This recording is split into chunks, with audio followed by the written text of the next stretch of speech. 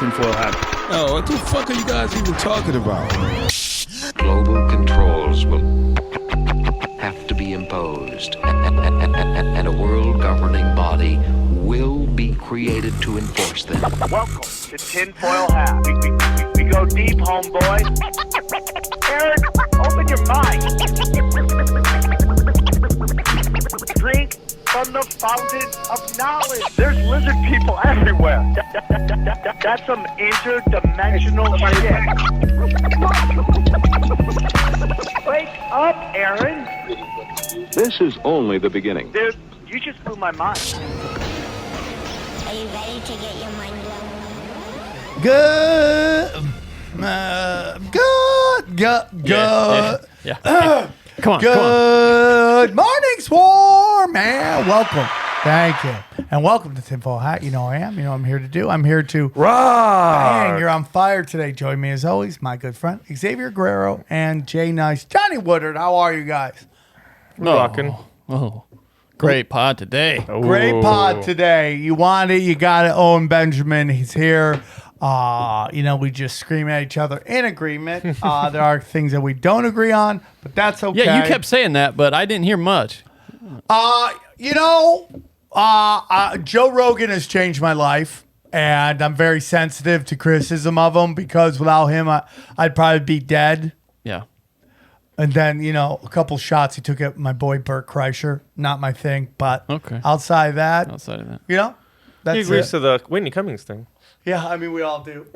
and I guess Even though I would have Whitney on to talk. I would love for her to come on and have a conversation. Oh. But you guys got Owen Benjamin, and it's a great conversation, a lot of fun, and he seems like he's in a great space, and I'm happy for him. So I hope you guys will enjoy it. Literally and spiritually in a great space. Yeah, literally and figuratively when you say that? Yeah, or spiritual? Well, you can say it in a bunch of ways, but I meant like spiritually. Like I think he's like mentally too. Yeah, because if you look at the place, his setting, he's got a giant bear's head behind him, which I thought was gnarly. That's cool, man. Yeah. Awesome. He's a man of the land. He's a man of the land. Man of the land, dog. Yeah. And hope you guys enjoy it. And I do get why everyone says, you guys should talk. You guys will get along. We got along, man.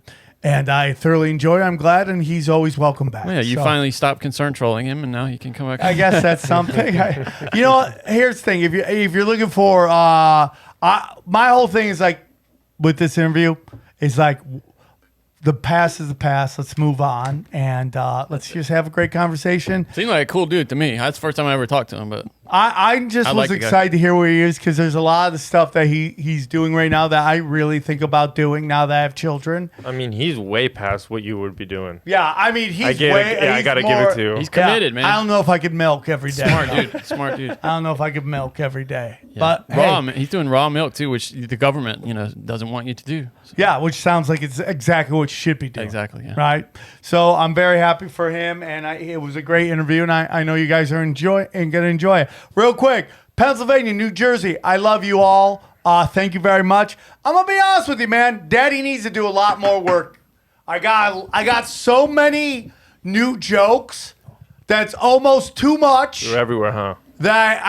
Because I'm not going on stage in LA. I don't like LA crowds. I don't want to be here. I don't want to do this, so I got to figure out where I can go up and where I can work on new material. That's kind of what I want to do.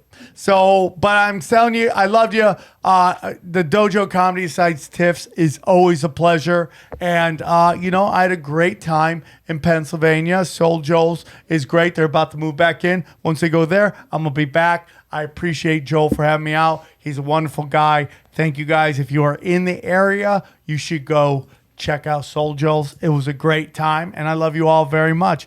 The Big 500 is upon us. And I'm very excited about it. We're putting together the show, what we should do, what we shouldn't do. I think it's going to be a little combination of just remembering the past. Swarmies? So a little bit of swarmies. I think they want us to just all kind of talk about. I don't know what you'd like to say. Swarmies could be a good structure for kind of thinking of things to talk about. Yes. Past, so, yeah. But I would also like to know, and this is kind of crazy, tweet us at Fat Dragon Pro. XG Mark Spot. Johnny Woodard. Tweet us about what you would love to see in the 500. Eddie Bravo will be there. I'm going to hit up Off the Grid Ryan, see if he's going to show up. He said he would. Now, were you somewhere with him? I saw you on Instagram that post. Was that Yeah, throwback? he. I like to hire him to do some work on the in the Valley house. So, because So you guys, you saw him recently, then? Okay, yeah, I'd say that's a good. couple weeks ago. Cool. And I would love to, I'd love to have him come up. I'd love to figure out some way to get Aaron involved. Whether it's Ron. whether it's a quick video thing. Hey, Ron. I talked to him this week. I'd love to get him on. How's his kid? They're great. According to him, but According he to may be him. lying. I don't know. Yeah, he's stoked for that baseball game. He's going to the game Wednesday. Oh yeah, because he's a Cardinals fan. Big game. Big games in this whole week. Anyways, so go to samtripoli.com, grab your tickets now, because we're already past the official first sellout. And we've added extra tickets, so grab them, because when those tickets are gone, they're gone.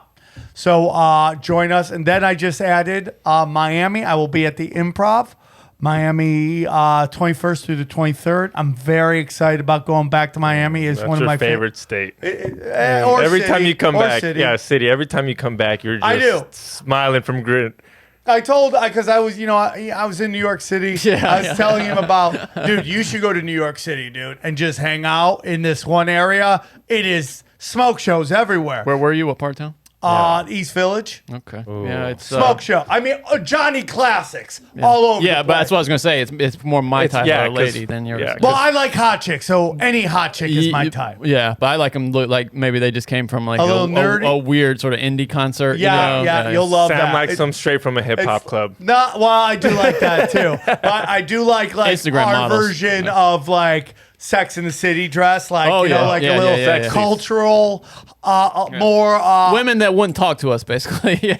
yeah, basically creeping. Like, why is this guy looking Yeah, at me? exactly. Like that guy Yeah. looked that. But then I love Miami because it is more like Booty. fucking ethnic. Miami's full of all the chicks you see in those fucking gorilla pornos, right? Where it's like some dude on his phone is filming it, and I like them both. Classy upper class and hoodie fucking lower class. As long as it's sexy, I'm all into that. So come join me. I got my good friend. Howie Dewey joining me, and then Salt Lake City and fucking Idaho. Boise, I'm coming. Now listen, man. My favorite thing, and by favorite I mean my least favorite thing, okay, is when someone goes, "Oh, you were in town?" Yeah, I was in town. You know what that tells me? You don't listen to the intros because you just fast forward. This is fun too. Hang out, enjoy us, okay? I am constantly banging out tons and tons of content for you guys, and a lot of it is going on a little website called Rockfin, ROKFIN.com, and you can get all my premium content there. All of it's there, okay? Tinfoil Hat Premium, which is now called, boom, Only Conspiracies, and Tuesday, days are available there. Brian Callen, Conspiracy Social Club, is killing it on Rockfin.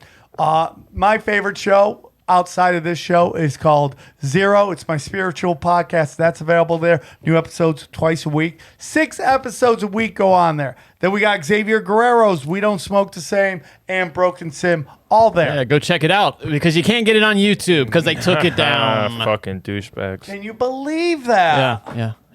I can't believe it. It's just like the most innocent shit. Yeah, And it's literally just saying something that happened to us. It's like That's all. the truth is misinformation now. Yeah. And And by the way, if you were the I'll give you a pass. Well, tell them but what if you're didn't you guys? If Tell you're them what the didn't you. ignoramus who Yeah. thinks that we got paid to talk about something, Yeah, and it just got yanked off of YouTube, you're wrong. And now we have to And prove. my biggest thing is this: it's just like, stop telling me it's a private company and that they can make these, because they're not. They took fucking CIA seed money, and on top of that, man, isn't Google traded? Isn't it publicly traded? yeah. Okay, so then on top of that, it's like, all I'm saying is like, listen, dude, if you have a policy that says, hey, man, you have to have a shirt on for service, right? and then you allow a bunch of people to come in with no shirts on, and then you just pick one person out, and you're like, oh, you gotta get out. Yeah, but we had shirts on. That's the problem. Yeah. We weren't even without But shirts. my point is it's like all I'm saying is make a rule. So I know what the rule is, Yeah. and then if anybody breaks it, you fucking punish them. You're just making separate rules for me, man. And it's like I listen. A lot of you guys give me shit because you don't think I'm being shadow banned. Okay, that's fine. Explain this to me. Explain to me why there's channels on Instagram, just pages dedicated to camel toe, and I put one picture of Hillary Clinton's camel toe, and it gets taken down. I mean, it's like rules. It's like rules for thee, not for me. That's all I'm saying. Tell me what the rule is that we all gotta follow, and I'll follow it. If I choose to participate on your fucking website, you can't be the fucking mainstream of business and then be making up rules as you go. That's all I'm saying. It's not YouTube. It's our tube. It's their tube. No, it's not YouTube. It used to be a YouTube. You used to be able to put whatever you wanted. It's just propaganda tube. Yeah. That's what it really is. Like dude, there's so many doctors coming out with verifiable facts and studies that YouTube is basically telling you it's misinformation. Well, why do you think the internet, Instagram's down right now on Facebook? It finally came back, man. Or It finally is came back? It just came. Instagram All just came those back. internet thoughts must be so exciting. They lost so much money. I mean, like, imagine all that's gone. You're like, How oh many my you- God, my Who's word. gonna see me clap my butt cheeks? How many do you think committed suicide in that time? Yeah, we will soon find out. So go check out Rockfin. $10, you get everybody's stuff. We're talking 6 episodes a week. If you add a broken sim, that's 7 episodes a week of premium content. Okay? And you're like, well, how do I know it's good content? Well, there are shows that you can listen to free versions of it from the vault, okay? Conspiracy Social Club. Just put in Conspiracy Social Club. You'll find old episodes of me lighting up Brian Callen. And I finally figured out how to rip the videos, and I'm going to start putting out zeros. I already uploaded the first one, and I just got to figure out how LinkedIn, I put an episode of LinkedIn onto all these other, onto Apple. And I mean, not Libsyn. got it. And don't forget, every other 2 weeks or once a month, you get goat. Yeah, go too. Yeah, we just did one of Once those every 2 4 weeks ago. months, you get some go. Yeah, You know? greatest of all time, we call it. Greatest of all time. So that is it, man. Those are the things. T-shirts are great, man. got the OnlyFans, yeah. Only Conspiracies is great, and I have 2 more coming out this month that you're gonna love. So just know more T-shirts coming, guys. If you're going to buy, Are we real gonna have a quick. special shirt at the 500? Yeah, we might have 2. Okay. I'm debating on it right now. Cash, people. Cash. Cash. So, real quick, I have a bunch of free shows. Let me finish the T-shirt.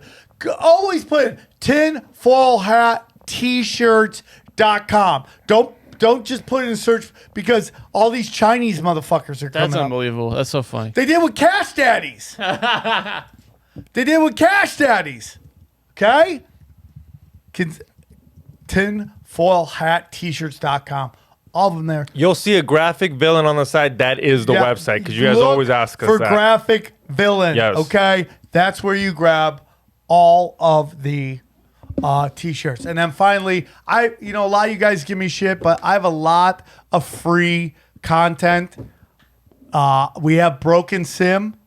Okay, that's basically our show where I do just comedy. Okay, YouTube's coming for us. Punch Drunk Sports, Conspiracy Social Club, and I also have Zero is coming out. We Don't Smoke the Same is Yep. free. You can find a bunch of free content if you want to get more from what we have. So anything else, guys? No, this is a good episode though. I'm stoked about this. It's a good episode. How long does it go? Basically an hour and a Hour half. 20, something like that. Hour 20. Enjoy the show, guys. It's a great one. Enjoy Owen Go Benjamin. deep, homeboy. Aaron, open your mind. Drink from the fountain. All right, let's get into it. You guys have wanted this show for a while, so we do the shows that the people want. I'm very excited to have this next guest on. It's been a long time to making, so please welcome to Tinfoil Hat, Owen Benjamin. How are you, Owen? Good, man. Thanks for having me. I'm very excited to have you on. I'm very excited to finally do this talk. like I've been thinking a lot about this episode and like how we're going to do it. Like, are we going to talk about the past? Are we going to talk about the future? And I'm like really open to everything, but I kind of just want to just connect again and, and talk because shit got crazy. And the truth is, Owen, in the end of the day, you were right about a lot of shit. Mm-hmm. And and I think it's important that people understand that. Yeah, and I didn't hold any grudges. I mean, again, like not to be a dick, but I was right. But that being said, as soon as you like texted me and was like, "Hey man, it's Trip," I'm like, "Yeah," and you were like, "We cool?" I'm like, "Yeah, now we are." Like, I really don't hold grudges as long as people are just like, because when I just zoomed in with you guys, it just felt like it was 10 years ago and you're the same. It just felt like fine. And I think that a lot more people need to do that, especially in these coming times with so much change, so much illusion, so much, so much mind warping that when a buddy that you have an issue with or a problem with reaches out, accept it because we're in this together. It's not like you were ever actually my enemy. You annoyed. It was annoying how I was like, don't you see that will lead to this? That'll lead to this. Like, right. What do you know? But I would always tell people, even back in the day, I was like, he's the least. I was like, Tripoli is definitely the one I would say is not evil. I appreciate that. All right, everybody, I want to tell you about our good friends at CBD Line. That's right, CBD Line, one of our oldest sponsors on the show, longest running sponsors on the show, and we love them very much. These stressful times, you need tools in your tool belts, and no one can help you more than CBD Lion. I mean, they got everything. They got vapes. They got gummy. They got those new gummies. The lemon ones? Come on, nothing gets better than lemon. Dude, nothing's better than lemon gummies, okay? They also have the new melatonin slumberberry variety pack, which I've heard is pretty cool. A variety pack, man! And that's what we're talking about, dude. They are the best of the best. I love them very much. They always come to my live shows and support. And here's what's really great, okay? They have everything you need, man. All their products are third-party tested, all right? They even have a quick little survey, quick quiz you take that'll help you with deciding which product is best. They got everything, man. They got everything. Pre-rolls of hemp flower. They got new strains of hemp flower. They got lemon gummies, variety pack gummies, melatonin gummies, all this. Fun games CBD. Does it beat that? I don't think so. I love them. Every time they come to my shows, I hug them. I try to kiss them. They're like, no, it's not like that, bro. And if you like that and you want to help out the show and you want to help our sponsors, just go to cbdline.com and enter the promo code TINFOIL, okay, to get 20% off. That's cbdline, like the animal.com, coupon code TINFOIL. Check them out. We won over 2,000 positive reviews. This stuff works.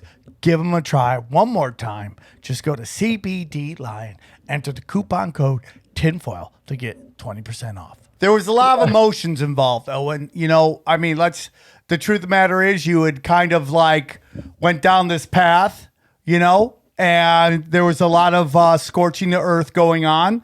And hindsight, you were right about a lot of it. But at the time, there was, some, everyone wasn't open to what you were talking about, that we've seen a lot of it, and that bit where, I'm in the opening of your thing, there was people calling me, texting me, asking me to talk to you. And I'd called you a bunch of times and you didn't answer the phone. So that was the only way I felt that I could do it. And it was, as crazy as it was out of love. And, everyone can say whatever they want about it. I like the thing about Tinfoil Hat is, and I'm sure you're a lot like this, I like having conversations with people. At the time we might have disagreed on stuff. We probably agree on a lot more right now. But then there was a couple things we disagreed on, and I would like to have those conversations. That I don't run from those conversations. I run to those conversations, and sometimes they blow up in my face. But I'm willing to take that risk to find out maybe not so much what we don't agree on, and this is kind of what I'm hoping with this conversation will be, is more about what we do agree on. Then Yeah, the and difference. the concept that everyone's got to agree on everything is new and insane. It's like I tell people, I'm like, dude, I don't agree with myself from 3 months ago on some stuff. I'm like, the concept that people have to agree on everything is this Borg AI nonsense. I think started literally in like 2014. Like I don't even remember a time before that when that was even on the table, where it's like we have to agree on everything to be friends. And here's another thing that people have to understand, or they don't. I mean, it's whatever.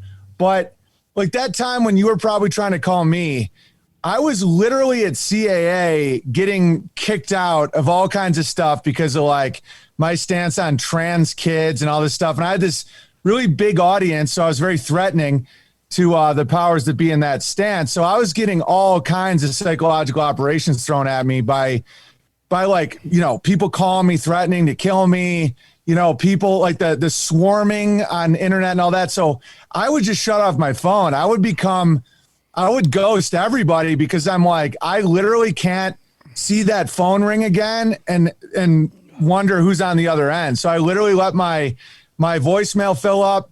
I stopped responding to people because I couldn't really explain myself properly because we're in just different worlds. I was already out of LA because I had a kid, and I was congratulating you before the stream, but finding out you had kids made me really happy because I think it really does change your entire perspective on life. But the way the world is structured right now, it's to have people living completely different experiences and then trying to judge each other, not knowing the input. I was going to do a sketch where a guy's walking down the street and a guy pops out of nowhere. It's like, you're a racist. And someone else is like, you hate women. And he's like responding. And then someone's like, I'm in your bushes. I'm going to kill your family, you know? And it's like, I have a gun. And from across the street, they're all invisible. So it's just a guy like looking insane. And that's the internet. So much of the stimulus you get on the internet, no one else even sees. So if I'm like yelling at a live cam, like, bring it, you know, I'm here. It's because I just had like 50 calls of like people being like, I'm going to fucking kill you. I'm going to, you know. And so I'm reacting to stimulus that other people didn't see. And I think that's a major control factor right now, whether it's any kind of demographic situation or people responding to the insane curriculum for kids at school. Like parents have a whole different view on LGBT stuff than people that aren't parents, because a lot of people that aren't parents have no idea that 6-year-olds are being taught about like anal sex. And if you're a parent, that's like nuts and it makes you resent the movement. 100%. But then if you're just like a guy rollerblading on Melrose Avenue, you're like, what's up with the hate, bro? You know? I totally agree.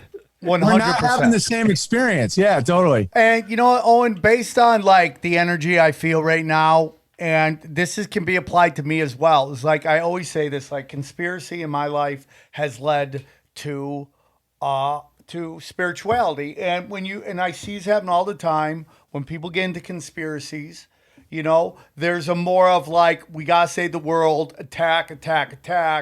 And then at some point you realize either you just keep digging deeper into, okay, this is a lie, then this is a lie, and this is a lie, then this is a lie. And eventually you find yourself into a place of spirituality and where you're like, okay, I can't save the world. It's such a big fucking thing. I can't save the world. The thing I can do is save myself. So I feel, based on energy I get from this interview, that that's kind of where you've gotten to.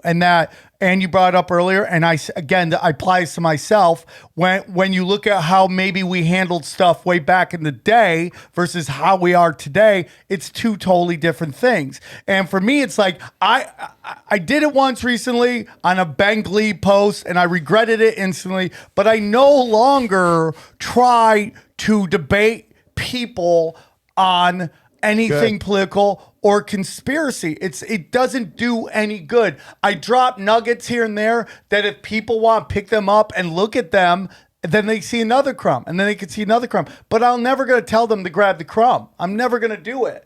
And, you know, long time ago, I think both of us had a fucking like, hey man, this is, you know, a more of a scorching earth type attitude towards it, and things were said. I mean, like, I'm gonna be honest with you, man. My phone doesn't ring a lot right now.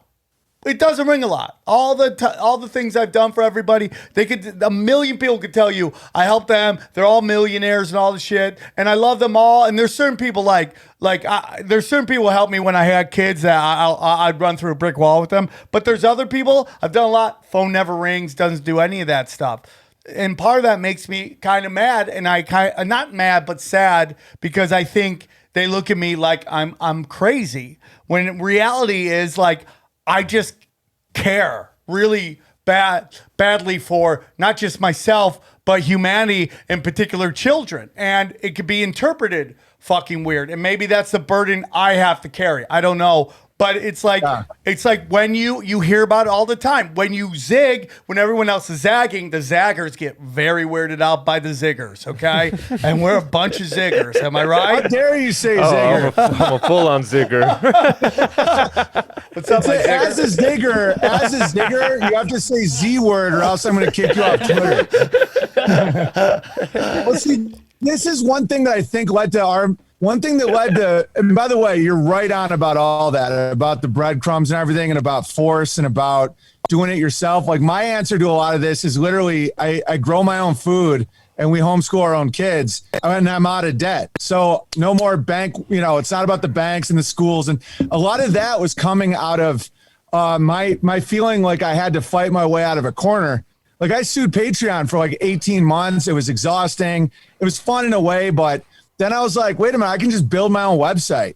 And then as we're doing that, we're just building our own stuff. And that's when I shifted from like a hill to grow on. Like, forget about a hill to die on. And that happens when you get the trauma of truth, where it's like, oh my God, there's no, we didn't go to the moon or whatever it is. There's a million of them. You want to tell everybody, and your energy is almost like a little scared. I was a little scared, like not being able to rely on institutions I thought I could rely on. And then like it just, you're not helping anything. And then it gets to a point where you're like, now what? And that's why I sent you that documentary, The Building Bertaria, because it's like a lot of us are at that point where we're like, yeah, we can either just keep talking about what the Rothschilds are up to, or we can actually like build something beautiful. Because with it's actually really beneficial to be a truther, to have this skill set of analyzing and seeing through deception and understanding how many traps there are in this world. If you know all that, then you can just go do really good stuff and not fall for a lot of the problems. And, when you have truth resonating between people, a trust is built. And as far as like my vocabulary went, when you had that thing where you talk, like when I was getting quote unquote canceled, and you're like, I can't condone that word. One of the reasons I got so mad is because you texted me and called me the M word and the F word on a burner phone, which I couldn't even believe you had that number. That's so funny. I just got a message that's so funny on this phone that hasn't worked forever. I'm like, that's the best thing Edward L. It's Owen just yelling at me on my burner phone. That's so funny.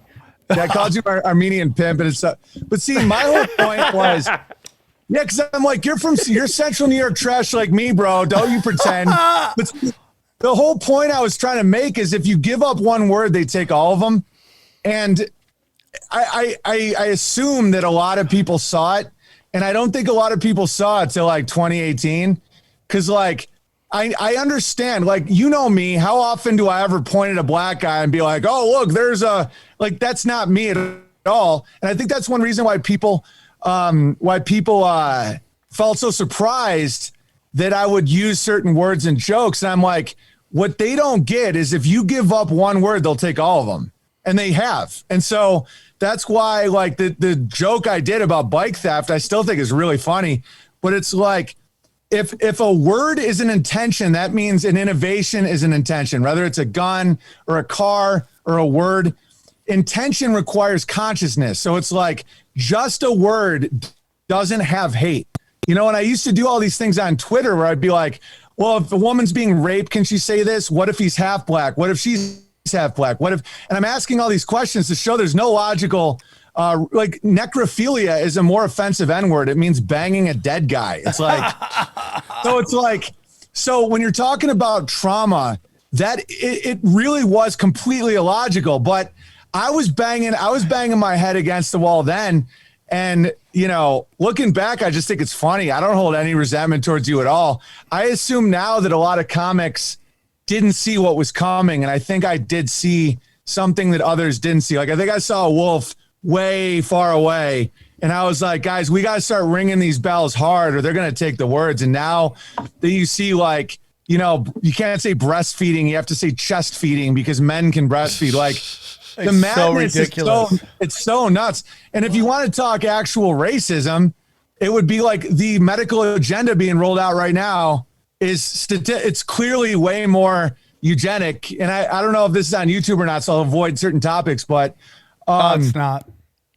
Oh, it's not on YouTube? No, we don't put and I'm going to be honest with you. I'm really close to just completely leaving YouTube after this latest strike we had. They just fucked us. I'm just like, what are we even doing here? It's like you set a rule, and it goes back to what you're talking about here, Owen. Is like it's like this rule of political correctness, which is cultural Marxism, you know, and what they're doing with that. And when you understand cultural Marxism, you start seeing it in real time, and it upsets you. Like, am I participating in this cultural Marxism by putting on shows that I follows their rules and they still change the rules on me?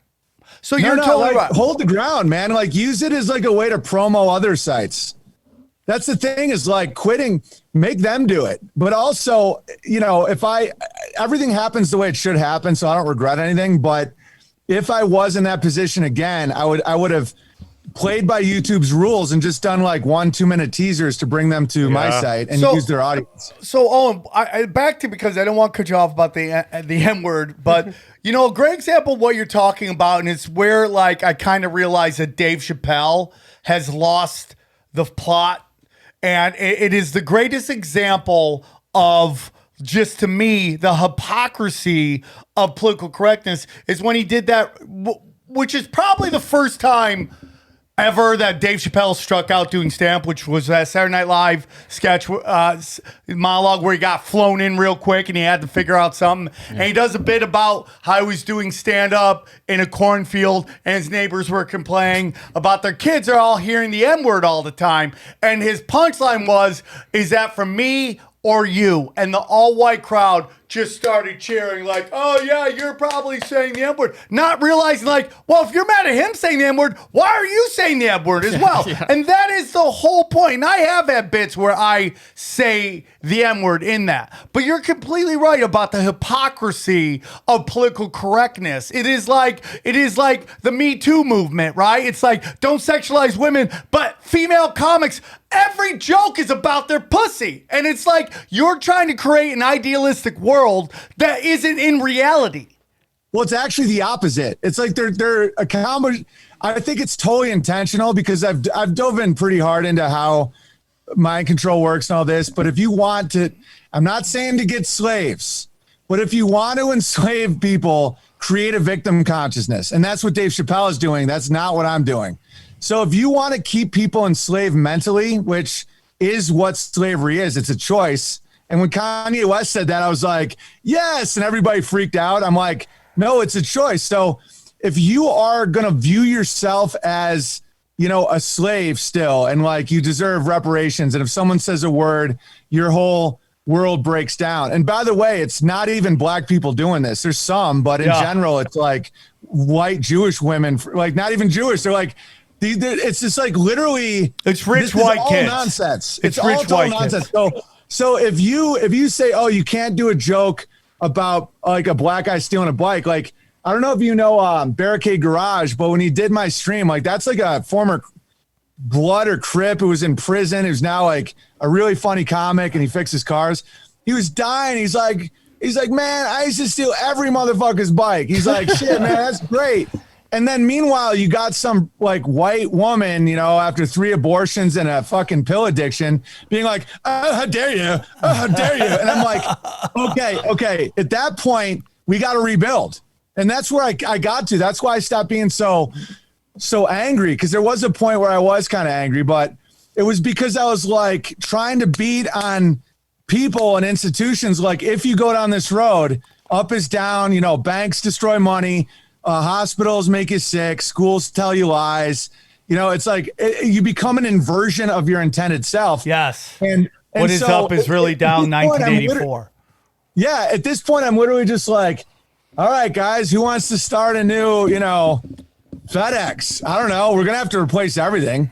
So that's why, and a lot of people are down. A lot of people are like, it's exciting. Like, that's what my documentary is about, buildingbeartari.com. It's free, where we just got a bunch of dudes and went into the Idaho wilderness and just started building stone cabins and shit.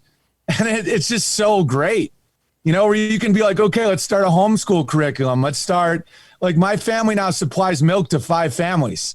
You know, I have cows and goats and chickens and alpaca, and, you know, my wife's spinning wool.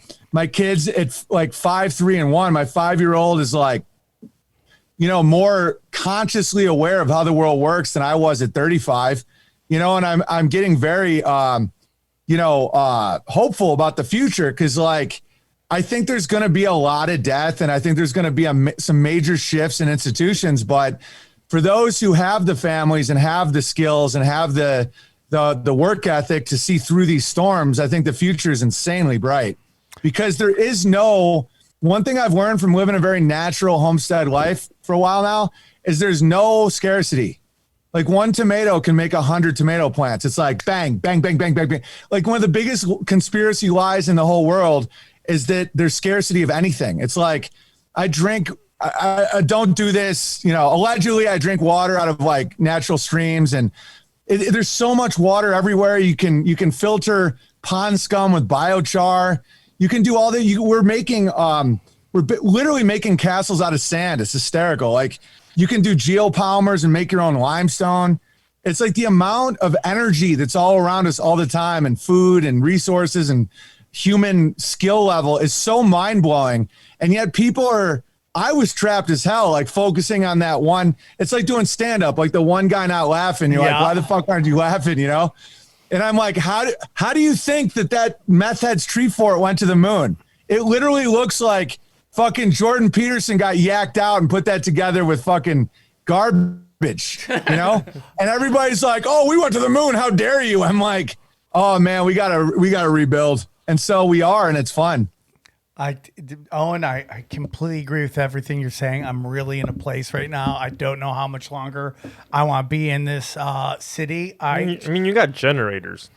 Yeah, I got You're generators. ready to go. Yeah, I'm ready to leave. go, but I'm also like, man, when I hear Gavin Newsom is like, we're going to vaccinate kindergartners, and I know that the reason he is in office, as Johnny says all the time, this is a very Democrat city, but I know it's white women over 35.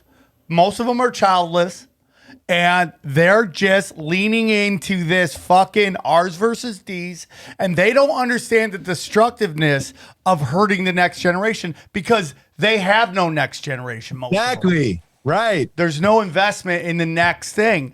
And for them to be so upset about taking away their right to choose when fully participating in the annihilation of other people's right to choose is so fucking bizarre. It is nothing but mental gymnastics, and nobody catches them on anything. And it's just like, we just one after another, after another, after another with this Me Too bullshit, this manipulation. I mean, shout out to all the thoughts who can't upload fucking pictures of their camel toe to Instagram right now, and how the first world problems they're going through. But man, I think about it all the time, man, about just getting out of LA, dude. Just getting out.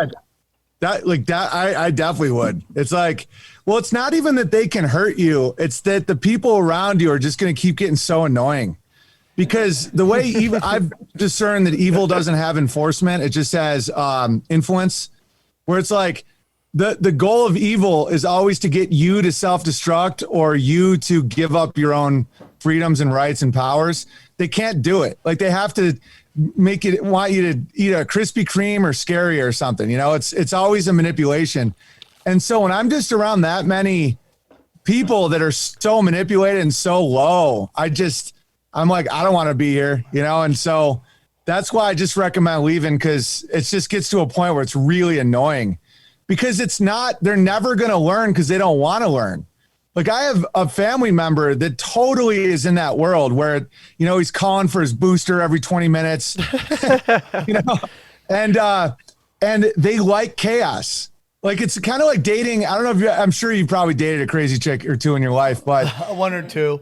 Yeah. Where it's like, they want chaos. And so when people say, like up here in Idaho, there's some Californians that have moved here and they've been like, oh my God, it's so great. We got out of hell. So anyway, time to vaccinate, time to have your abortions, you know? And everybody's like, it's like, let's raise taxes. Let's build a solar power garbage can. Yeah. Swear to God. And people are like, how did you not learn? And I'm like, how do you not learn that that's the nature of these people? Like, as someone who protects 28 goats, there's animals that their nature is to kill my goats. And if I'm out there like, hey, wolf, I'll make you a deal. I'll give you some food. You stay over there. The wolf's just going to look at me like, fucking, I'm going to eat your goats as soon as you leave. Like, that's what I do. I'm a fucking wolf. And so that's their program. Yeah, like they want it. Like these people, I'm convinced a lot of them want to die. They just want to do it with a heroic narrative where, you know, I stayed home and beat off for 18 months and I won't hug anybody. So now I'm the hero. I'm saving lives. It's like, how do you take the biggest scumbag and allow him to live a hero fantasy? You literally say, if you cover your face and beat off all day and order pizzas and live off taxpayer money, you're literally saving old people. And it's like, and they're like, sign me the fuck up, man. Damn. And then they want to die. Like a lot of these narratives, it's like these people want out. I don't think they can handle life. I don't think they can handle free will. And so they're like, they just want out and they don't know how to do it. So they're just like, shoot me full of vaccines.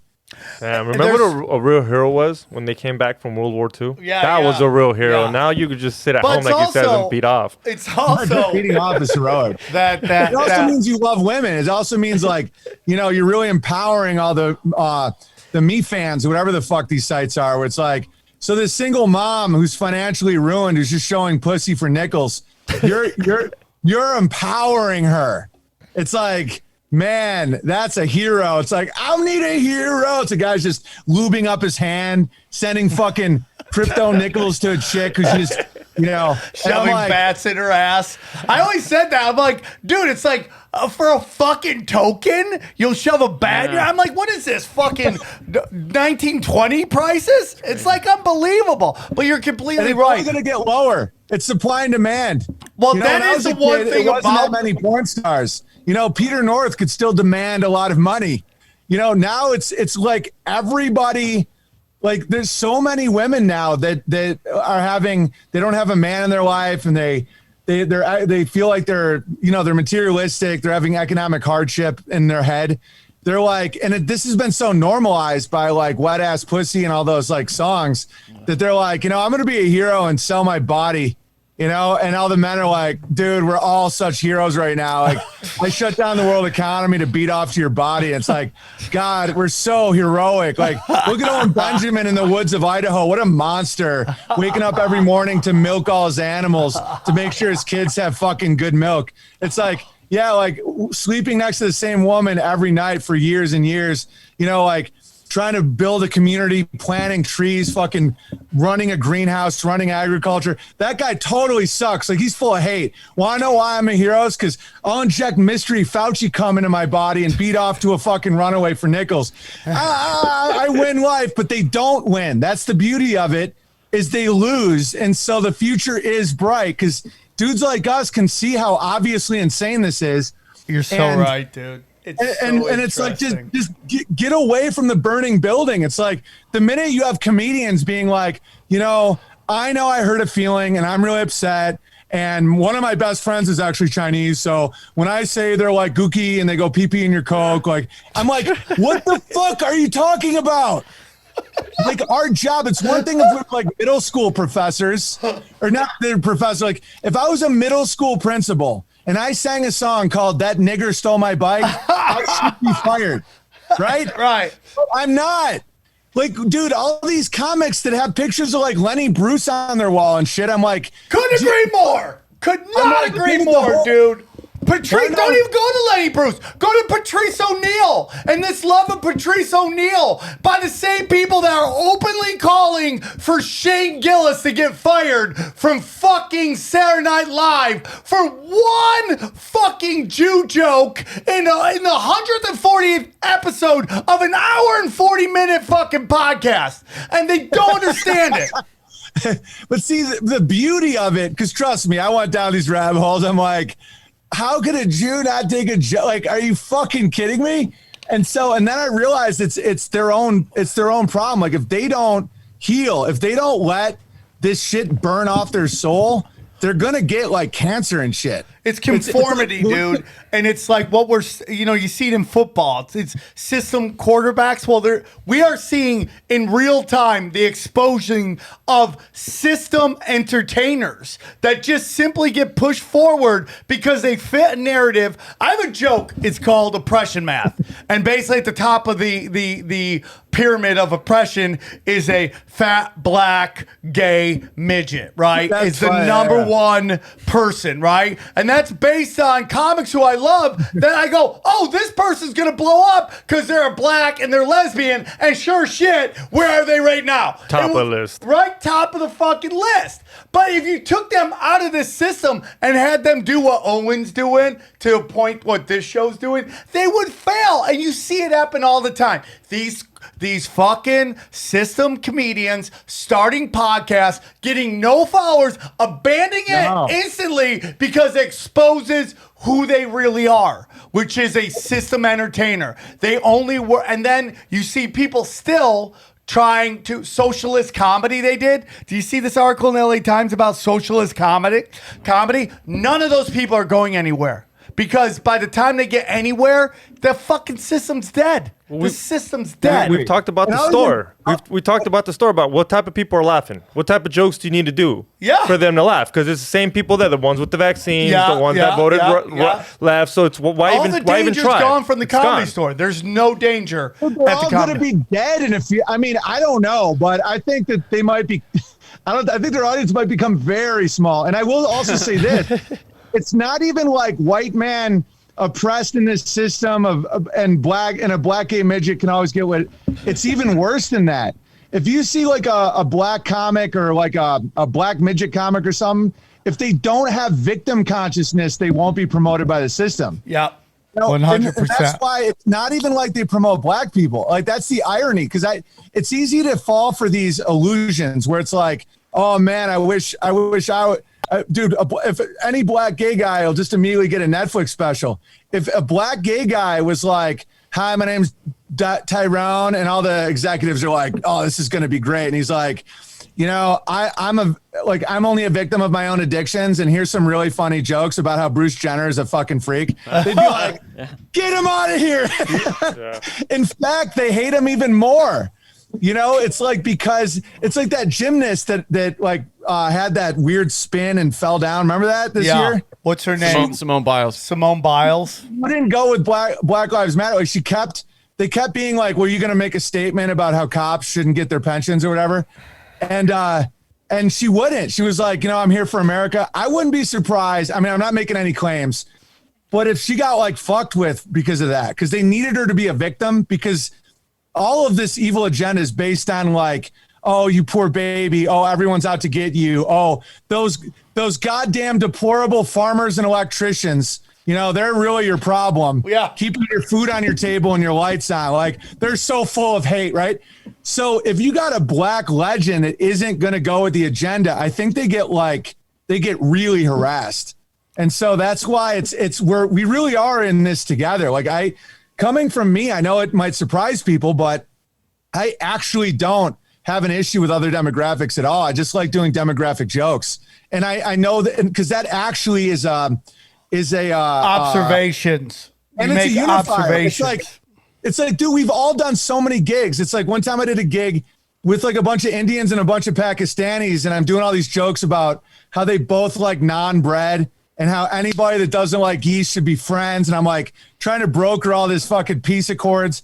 And it's like, when you do those type of racial jokes or jokes that are highly specific to a demographic, it actually makes people not atomize, not become like isolated narcissists, and that's why they don't like it. It isn't because I'm alienating blacks or gays or any of this shit. It's like, do you know how many gay people have written to me being like, yeah, man, it's like that joke makes me laugh, man. It is kind of like gross sometimes. Well, no, it's totally true, man, because it's like so I put out this special called No Lives Matter, and I scorch everybody, right? Because I don't single out any group as being bad. I go, these are observations about people, right?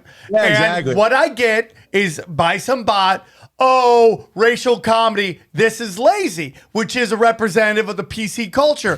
But it fits right into what Owen's saying, that the only way to make it in PC culture is if you play to your fucking racial your demographic, right? It's like Crazy Rich Asians, right? That is the most racist fucking movie out there. You know the Asian hate thing, which mysteriously just disappeared, by the way. So apparently black people aren't punching Asians anymore, or they all learn karate, right? They learn how to defend themselves, right? But when you hear people go, oh, Asian hate, Asian hate, Asian hate, like Margaret Cho, who I love with all my heart, she's one of the nicest people ever. If you go watch a lot of her earlier special, she's making fun of her Asian mother in an Asian stereotypical way. You're kidding me. Wow. Ask Master. You ask Master. Like, you know what I'm saying? Like, that's more racist than what any white comic will say about Asians. Well, but everyone does that. George Lopez does that. But yes, that's they my all point. Do that, Political correctness pushes you to play within your to be a stereotype of your group. These guys who are playing arenas, right? How many of them are known as great joke writers? Rogan, I love. Let's take him out. But the rest of them, I think Gabriel Iglesias is the one I really like as a writer. But most of them are just playing to their Asian to their demographic. That if you actually wrote down the joke and what they're talking about, you'd be like, that's super fucking hacky. Joy Coy, all he does is his mom jokes. That's what, and that's what Owen was just saying, right? That they have no choice really, but to. Well, that's the irony. They're saying because of your skin color, these are your joke options. Yes, exactly. I saw this so long ago that's why I think people were confused. Like, looking back, I'm not upset at what happened, but a lot of comedians were like, I don't know, man. It sounds like he's just went crazy. I'm like, if people go down this road, welcome to 2021. Wait till 2024 when Netflix is like, okay, you have to promote pedophilia. You can't say anything about anybody but your exact demographic. That is the definition of racism. And in inversion world, prostitution is freedom, marriage is slavery to a woman.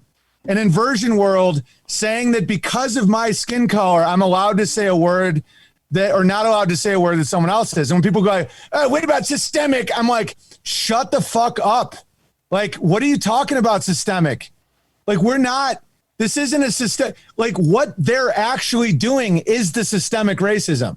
To say that, less than 30% of blacks want to take the vaccine, so they're all getting fired. They're getting kicked out of restaurants. They have to sit at the back of the bus again.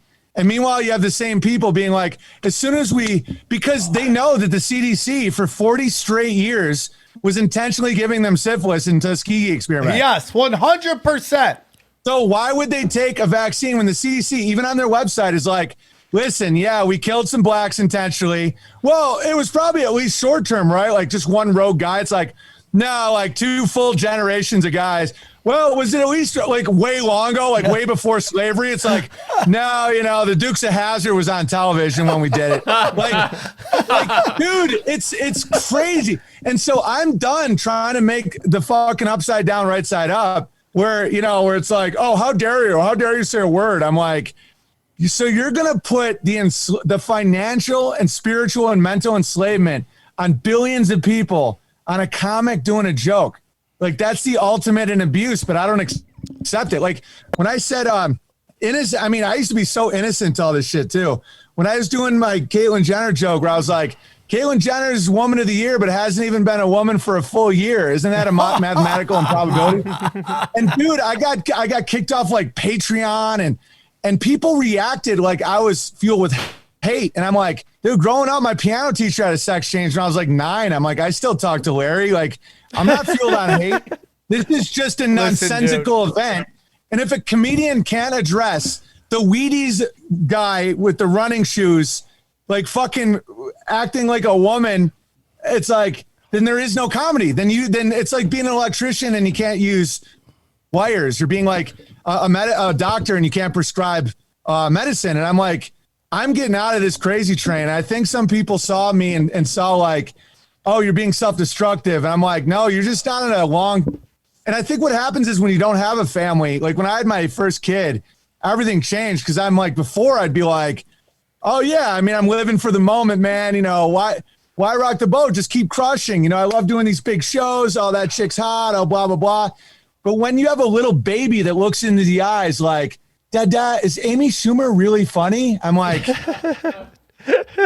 no. Like, I can't lie to a little innocent kid and be like, oh yeah, the stinky pussy material is, and you know, joking about how she almost aborted her son. Like, that's all really good comedy. Like, that's great.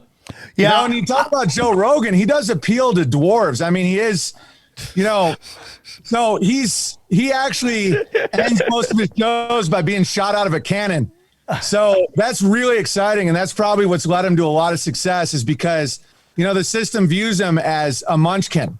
And that is very non-threatening. And so he can get away with a little bit more than most people. Hey guys, if you want to see us live, we have so many dates coming up. Just go to samtripoli.com. We have the Big 500 coming in Las Vegas. We have the Big 500 plus we'll have stand-up after. Then I will be in Miami at the Miami Improv, and then Boise and Salt Lake. Where do you got? And then I got a show October 29th, me and E-Zone, the High and Hungry show. It's basically free here in LA at the Arrowhead Brewery, and you can buy VIP tickets. They come with the mystery box, but yes, hit me up and I will let you know where to go for that. Well, you know, an interesting thing is Valerie Jack, and it's exactly what you were talking about.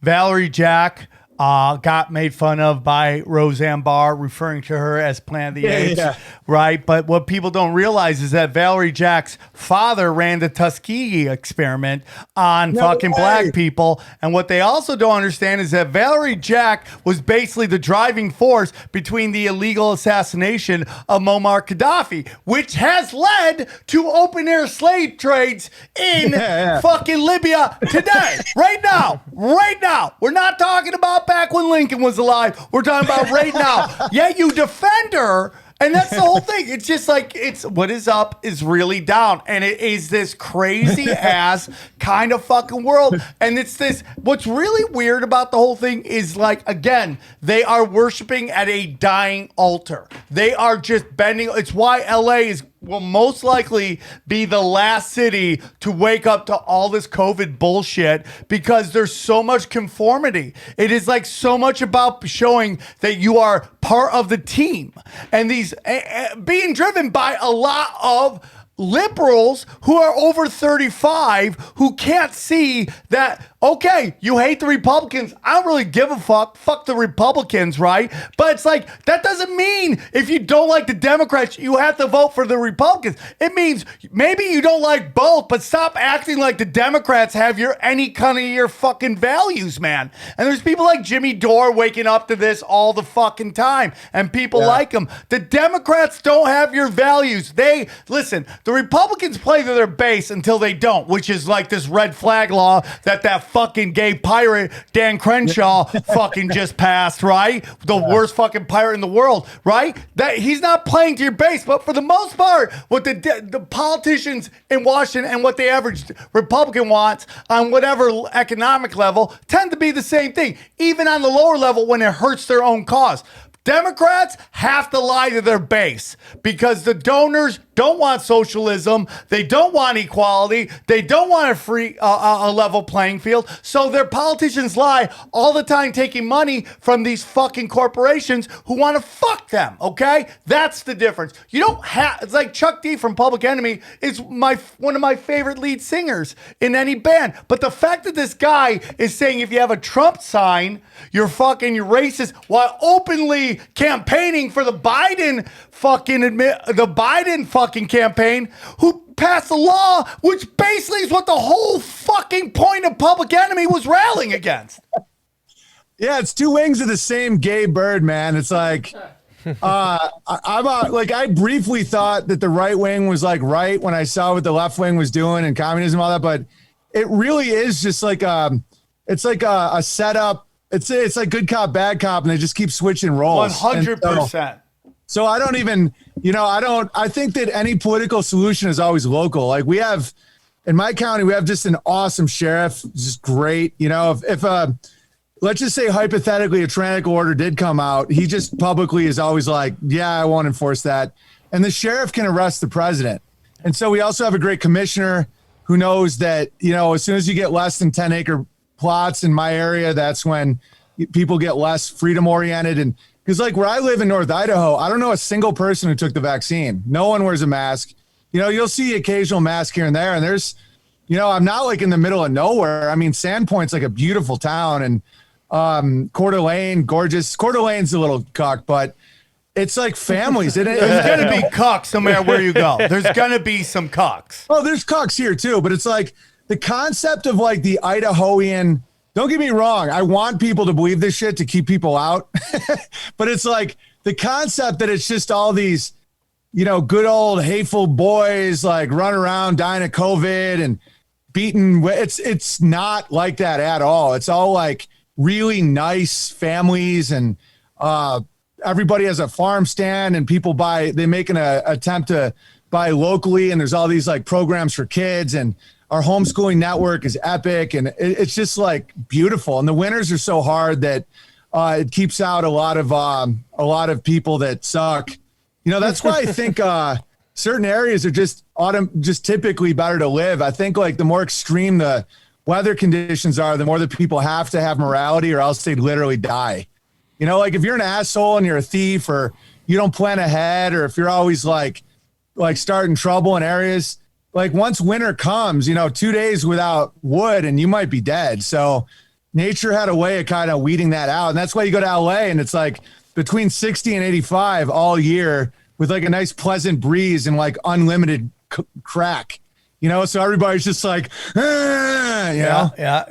I do understand that. So I want to get into power structures with you, because I know, it's very interesting, Owen. I just saw Ari Shaffir on Bert Kreischer's podcast. And, there was this whole thing where, like, Ari spiked Bert's fucking... He roofied him. Right? Yeah. He roofied him. him. Well, and they were Somali. having a big thing. And then, all of a sudden, Ari's on there, and they're getting along, because that's what people do. They have conversations, So, you and I had this weirdness, and I go, and I was talking to somebody about it, like, yeah, I have Owen on. He's like, oh, really? It's like, why not? Why not have Owen on? Why can't we have a conversation? It's like, how many people are going to have Whitney Cummings on their podcast when she openly annihilated two of her best friends? Like, just annihilated them. Like, destroyed. I never did that either. I never wanted that's my whole thing. Owen never did wanted that. anyone that didn't go at me.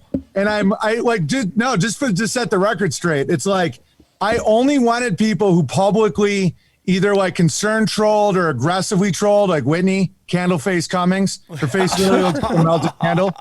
I never had that like taking shots at comics thing at all until I saw like what was actually happening, like the gatekeeping that Rogan tried to do. And I know your buddies, I'm not going to say anything. I'm not mad at him. I think he's got a better voice and perspective than anyone else in mainstream media, but that's not saying a lot, but still, I'm glad he exists. But I do think the vaccine stance that he's taken is a very brave thing to do at that level, because you're dancing with the masters of mankind. And make no doubts about that. They run everything, and he's pushing back on that. It is interesting how he doesn't seem to get a ton of blowback for that, though. I think he does, though, bro. But yeah, okay. Listen. I mean, we can't even post a video to YouTube without it getting taken down immediately. But he's not even on YouTube. Because when you go that, all his clips are $100 million from the Met. The way the control structures work is they set up their own opposition. I'm not claiming Rogan is that. From the interactions I've had with him, I used to really like him. And then I saw how the gatekeeping works, where it's like, okay, if there's going to be a CNN, you have to have a Tucker Carlson to look confused and go, so this is America, or else everyone else sees the scam. So you have to have somebody saying, maybe all these shots that are like killing people we know for a disease that doesn't seem to affect anyone, maybe there's another option. And so I think that the psychological operation of that, and I don't know how intentional it is. I'm not going to make that claim, but bro, I did a YouTube channel that got deleted in a week called like, there was Tea Time with Gary and Terry. They found me and deleted me. It's me sitting here talking and playing piano. I did a, ballooning with Lance and Tristan. I tried to like do all these other things to not trigger the algorithm. They kicked my wife off Airbnb. Like we weren't allowed to rent out our home on Airbnb. I've been kicked off Venmo, D Live. I was their #1 earner. They kicked me off that. PayPal. PayPal got them hard. PayPal got me. Everything. And so that's why I had to build my own shit. And so when people act like Joe Rogan's standing for anything, I'm like, dude, he's getting lollipops from the devil. So that's cool. I'm not trying to start shit, but like when he had me on his show, no major comic had ever been deplatformed from Twitter. I was the first one. And so he stages a quote unquote Twitter intervention where he's telling me like, you should do this, based on jokes like I want Sean King, or I don't want slavery to come back, but if it did, it would be funny if just so Sean King admits he's white. That was one of the jokes I was That's a funny joke. Funny. Everybody knows it's funny. Same with instead of pound me too, hashtag me too, I called it pound me too because the pound sign. Yep. I'm like some thirsty ass bitches out there, right? I got persecuted for those jokes. I also had another joke about like David Hogg. If you're not old enough to grow pubes, you can't tell me I have to get rid of my guns, right? I got kicked off Twitter for that. Joe Rogan's silent, and so him having me on created an illusion of like, oh, we're all really worried about you for your Sean King joke. It's like, no, that was the beginning of a major change in social media where mainstream comedians whose picture was painted on the wall of the Melrose Improv could be silenced with six-figure blue check mark Twitter things. It's like, and I warn people, I'm like, if you like don't back me on this, the wolf you'll just get eaten later. Because I totally agree with that. And I did say that at that time, even though nobody wanted to give. I did, Owen. I did. Dude. You couldn't condone my use of a certain word. What I said is I go, this is the exact thing. Run the tape back. You want to say that word? You got to defend yourself. I said the deplatforming of you was the same thing as Alex Jones. They go for them. They're going to come for everybody else. Okay, that is a fact. Good. I'm glad you said that. I said that. Okay. Good. Smart. So I didn't, and I'm not looking for credit for that at all, but I like, that's just the truth, dude. Cause I saw, and here I am like, dude, our appeal on of ivermectin got denied, you know? Yeah. And it's just like when I watch all these other guys fully participate, talk about the same shit, and they're getting hundreds of thousands of views, and I can't get over 5,000. No, and literally all I said was a doctor prescribed me ivermectin. That was it. I didn't say I recommended it. I didn't say it was effective. And what'd you just get hit with right now? On a spiritual level, you guys are threatening because you're not. The vibe is, dude. I'm telling you, it's not even people doing it anymore. That's why I'm not even claiming that Rogan's a show or anything. It's not people. It's not because people. There's a spiritual component where I can tell that you're pumped about being a dad, and you're like, dude, that's the threat. Like one of the big overarching things is get the world population to 500 million. They're going to use gay agenda, trans, depression, suicide, vaccines. The last thing they want is to have a dude like, man, I love my kids.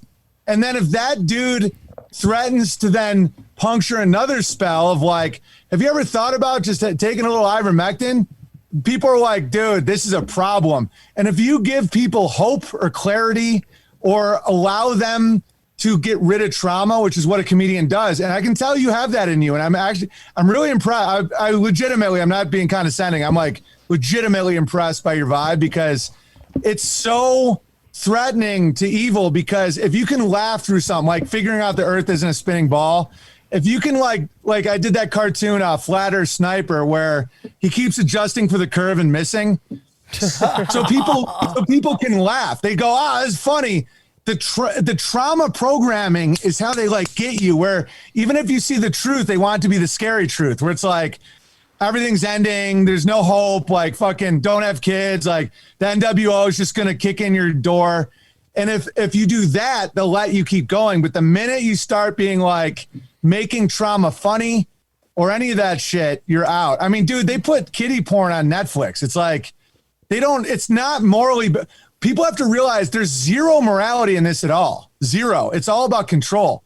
And so if you inspire people, then you'll wonder why me? Like, because I went through that totally, where it's like, how come this isn't getting out? How come my one ivermectin video isn't getting out? It's because you guys still have divine spark action. You're not zombified yet. And if you're not zombified, they can't run scripts through you. And that's why I think it's on a metaphysical level, because I don't know anybody that's like who they is. I used to always think about that. And it's like, I don't know anybody that's capable of this level of fucking control, where it's like, you got to have a person in a lowered state with addiction, despair, all this shit, where they see the future's hopeless. And then they can literally get frequencies. I know this sounds crazy, but it's like, there's a frequency where they all just start agreeing with the same shit.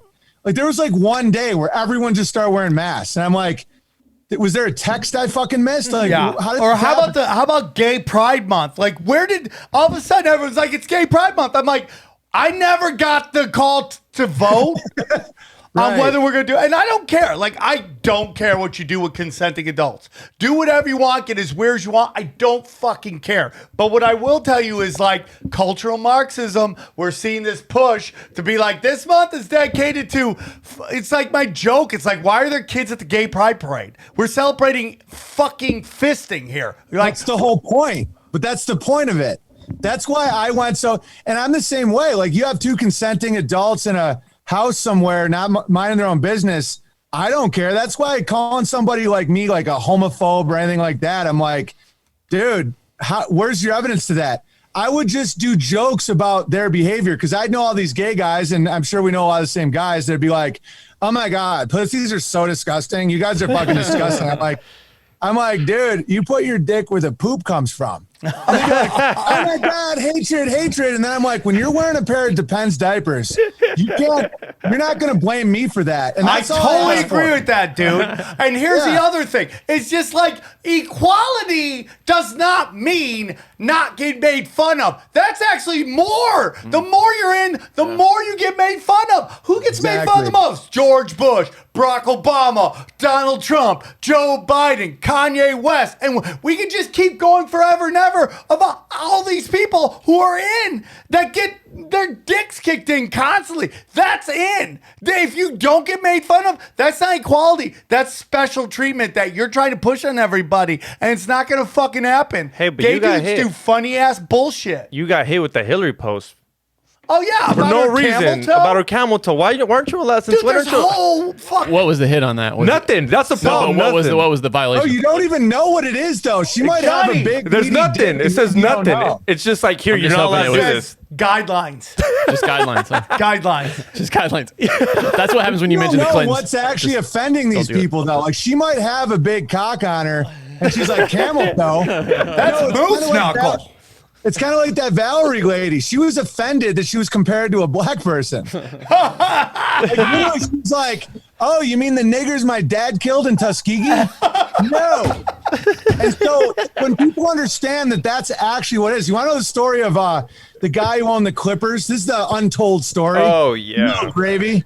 So that guy that got lambasted for being quote unquote racist, the reason he pissed off the masters of the universe is he goes to Israel to do like a Clippers game, and the certain level of Israelis don't let blacks, they forget about water fountains. It's like, these giant stars aren't allowed anywhere near, the masters of the universe. And so I can't remember his name, but that guy was telling the Israelis, like, no, you should let my black players hang out. Swear to God, that's the actual story.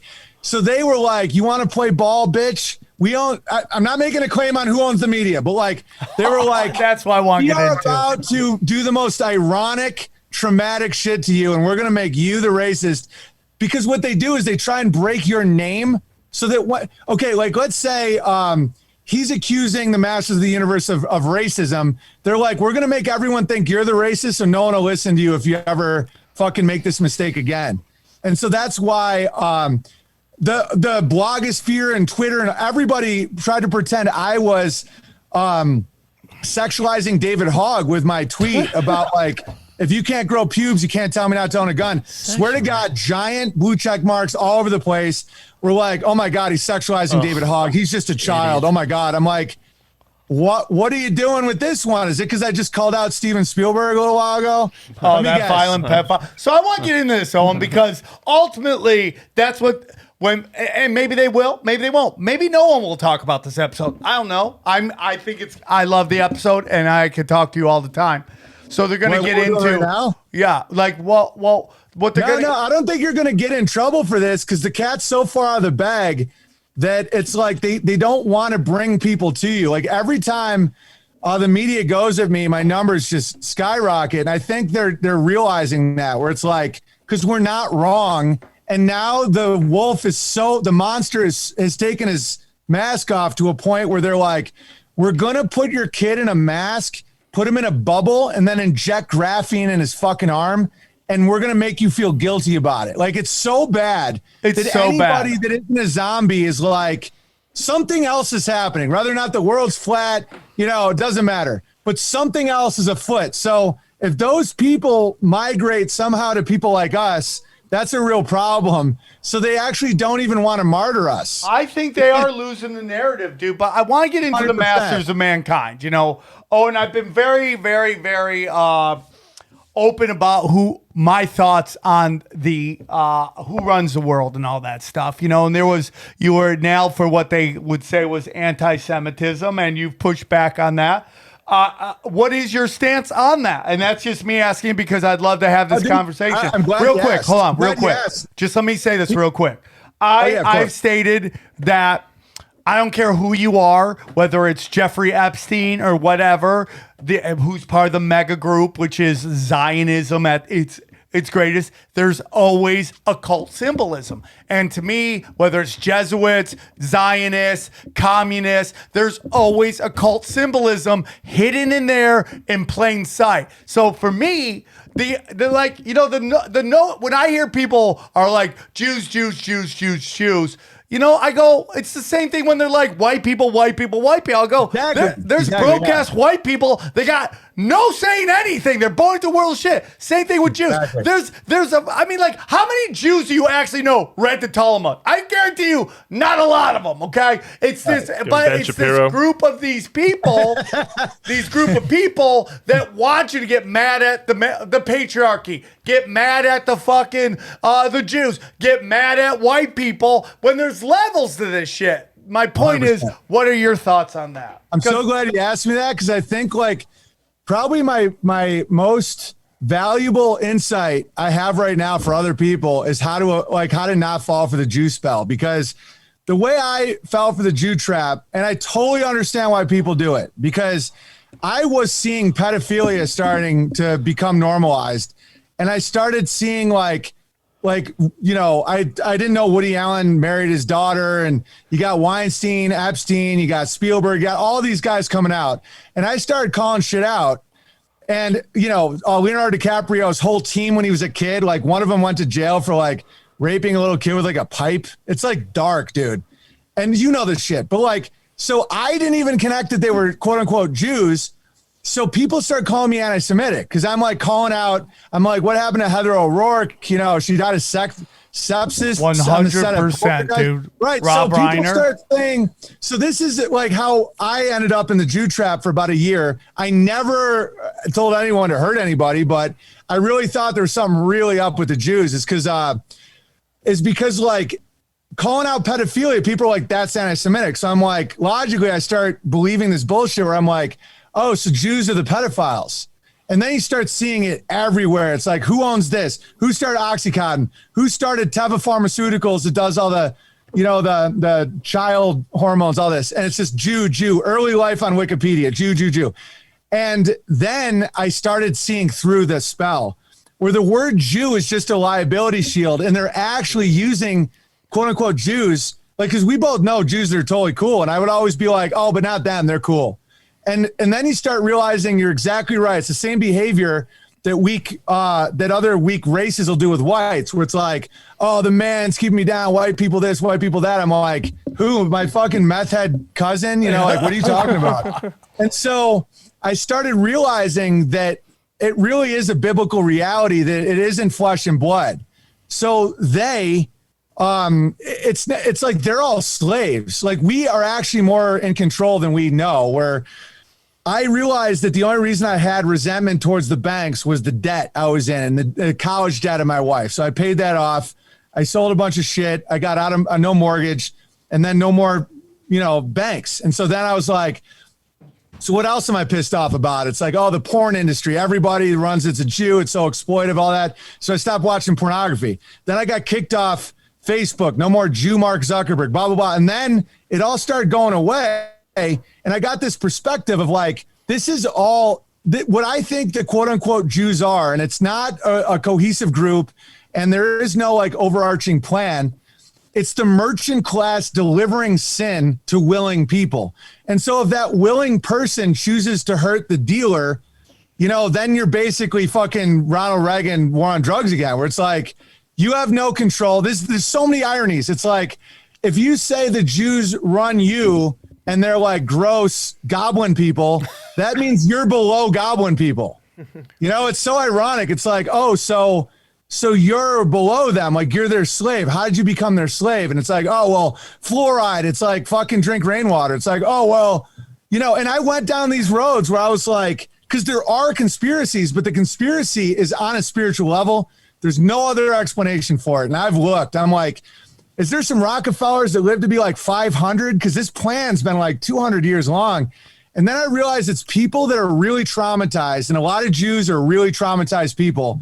They work 100 hours a week. They're billionaires, but their wife's like banging just a random pool guy, like they're not really living a great life. And so I look at them and I'm like, okay, there's people in lowered frequencies that are more materialistic, more merchant class. And then they get puppeted to do shit that doesn't even help them. Like what they're doing. And so this is really important for people to know, because I think there's about to be a lot of open, actual Jew hatred when the economy collapses, which it will. Like when the stock market goes down 50% and the pensions aren't getting paid, like you're going to see some actual hate. And I highly recommend people don't waste that energy and don't try and figure out who did it to you, but use that energy to grow something yourself, because you always were in control. Like you never were under their thumb, and so they're under an even worse thumb than you. And so that's how I stand, where you have the deeper you go down these rabbit holes, the more you just see this like tightening pyramid where they have to literally abuse their own kids just to get them to accept their lifestyle. It's fucking horrifying.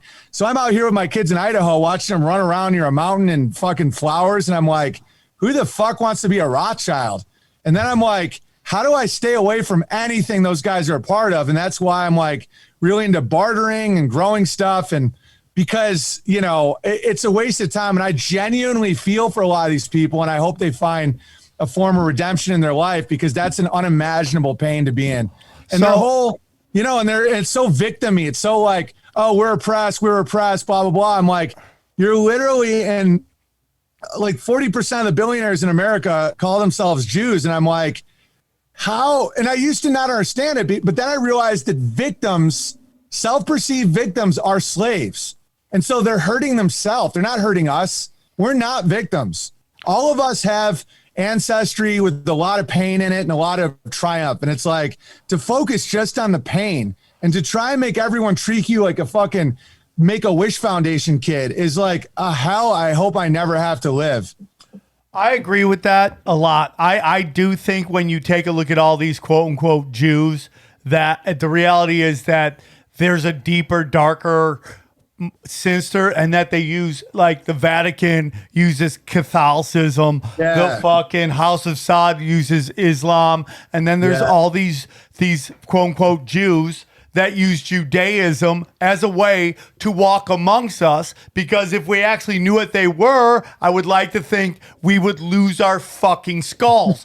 And so, which is Black Cube Saturn stuff, Moloch, Baphomet, all this fucking shit, all the symbolism on Epstein's Island, all about Moloch, Baphomet, all that stuff. And that's what I think it is. And it's like, when I hear, like, it's like I was on Tim Dillon's Patreon a long time ago, and he's like, in the conspiracy world, it's all anti-gay, anti-Jew. And I go, well, how about we bet some money and you can get all the anti-gay and anti-Jew tweets, and I get all the anti-white people tweet, and we'll see who has more tweets out there.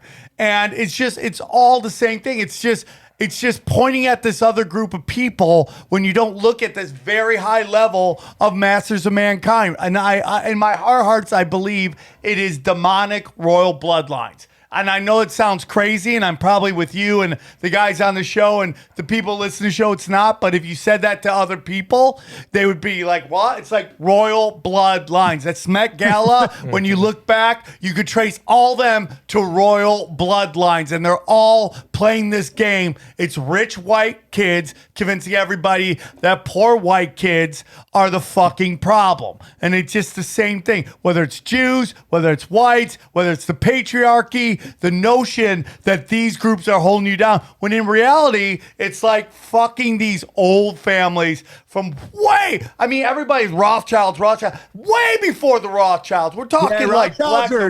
They were called the dwarves of Switzerland. Like, it's a joke. The dwarves. It really is a joke, and that's the thing is, that's why I try to focus on my own problems, because, yeah, there's I know there's some dark bloodline shit where they're doing stuff that it'll make it cry if you like just hearing the stories about it. And that's true. It definitely is true. I try to keep myself away from that energy because I know that's how it starves. If you want to stop pedophilia, you be a really good dad. You be a good member of your community.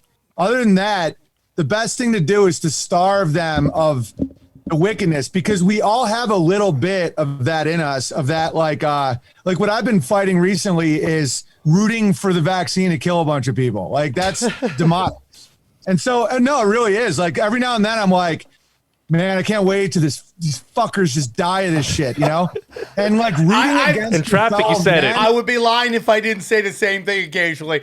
All the people I find annoying are doubling and tripling vaxxing up. A part of me is like, get rid of all that. I'd feel the same way if I didn't have a few family members that were, no, I'm with you. My mom, my dad, my brother. I don't know why they're there. Like, the media will make us think that every vaccinated person is like wanting to shoot us up and think we're all ridiculous. A lot of them are just traumatized and they don't know any better. And so I'm really working on that, because compassion is important. Like, the image of the country white guy that has been given a lot of demographics really is like monstrous. And so I understand why people would be like, I'm not going out to the country. They'll fucking hang me and fuck me. And I don't know what they even think, but like, I'm trying to do the same thing when I'm looking at these people and I'm just seeing like little kids, like when you reveal something to them and they can't even accept that the horror isn't as bad as they think. And that's when you know that they're like almost like molested kids, where it's like, daddy wouldn't do this to me. It's like very psychological. And so, I don't think they have the strength or the capability to be like, there are forces in this world that want me to inject poison in my body to get my resources.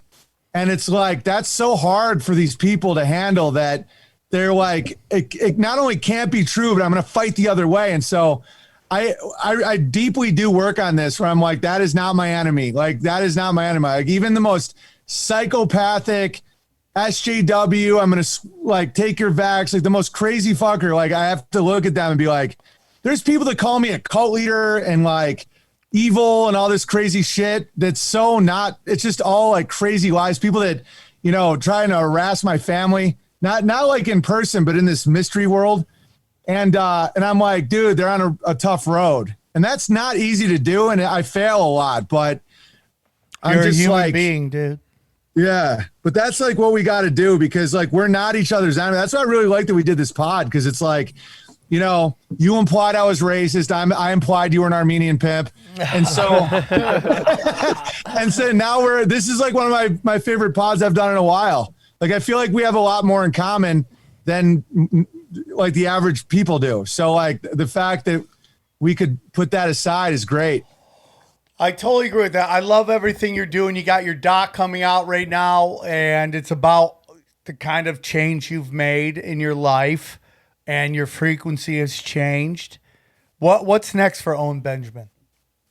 Like today? Just like in general? That's the thing about my life, man. It's so weird. Like, my life is the same every day. I wake up, I feed the cows, the goats, I milk them. Got to keep them in milk. You miss one day, they start drying out. I play with my kids. We work on the garden. I do my stream every day, unauthorized.tv. I go up to Ursa Rio. We build these like cordwood cabins. It's all on the dock. I hang out with some buddies at night. Me and my wife watch the sunset. Last night we watched the stars. Had a nice campfire. Neighbors come by. It's like, it's a much more, I think the past is the future, where I think that the more we get back to what we know, like what is actually real, the better. And I'm actually doing it despite the fact sometimes, just because of my 16 years in LA and all that shit, I'm a little bit like PETA from the fucking Hunger Games, where I'm just like, like I definitely have a little trauma from living, that life for a long time, and just all the shit that we're dealing with in life. But, I think the healing nature of the earth, and just like actual friends and doing good shit and eating all the food that you grow yourself. I mean, that's why I'm not worried about whatever they're spraying in the air or food or any of that. Like, my kids are like ripped, because they have like raw milk, organic food we grow with love, well water. And my first two were vaccinated, and I felt really guilty about that when I learned more about what's in a vaccine. And so I dedicated so much of my life to getting them the best food they could to heal if it did cause any damages. And so then my third son wasn't vaccinated, but all my kids are super healthy. That's why I know that there's never there's never no road back, and there's never a way to not heal, for whether or not you're, an exiled comic in a fucking barn in Idaho, or, whatever your life is. It's like, there's a way back. Hey, Owen, you've mentioned a few times, without getting into details, that you think it sounds like an economic and maybe a societal collapse is coming.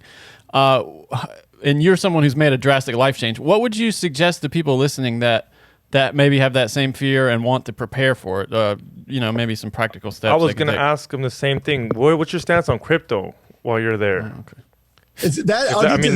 Yeah. My stance on that has changed a little, although I am dubious about it, but technology by itself can't just be evil. So blockchain has to have a good application. And if people can do that, outside of what I believe to be a trap, Bitcoin, like some of these things I think is a trap, but if blockchain can be used to decentralize currency, I think that's awesome. But what I would suggest to people is to try and get out of debt. And I know that's easier said than done, but downsizing is fun.